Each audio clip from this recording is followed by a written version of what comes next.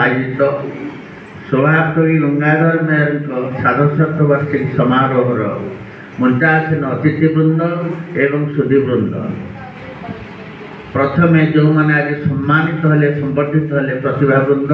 समस्त को मो हार्दिक अभिनंदन ज्ञापन कर गंगाधर काव्यकृति प्रतिभा उपर मोर पूर्वोक्त वक्ता मान विशद आलोचना रखी सारी प्रोफेसर पंडा वक्तव्य उल्लेख करुले कीचकवध कथा मूल कीचकवधर मूल कथा हूँ महाभारत कथा सारला दास कीचकवध रचना कर प्रसंग को अनुसरण अनुभव अनुकरण करी गंगाधर कीचकवध काव्य रचना कर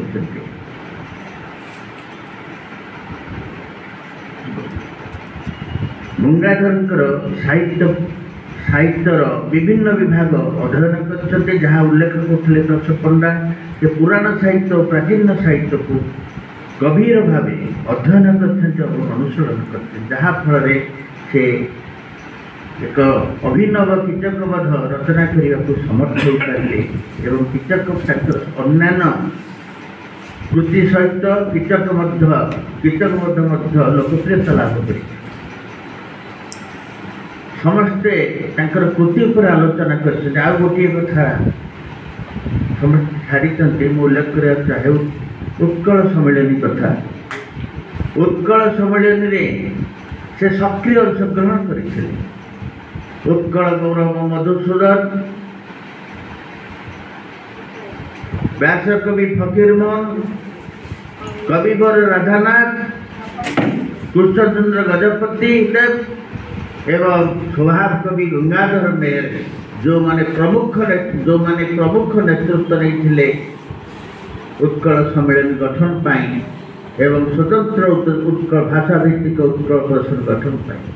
आज यही अवसर से महापुरुष से महान सारस्वत स्रष्टा भारतीय साहित्यर अनन्य कवि स्वभाव कवि गंगाधर मेहर स्मृति मो श्रद्धांजलि निवेदन करी मोर वक्तव्य को विराम दूसरी आपण मान को समस्त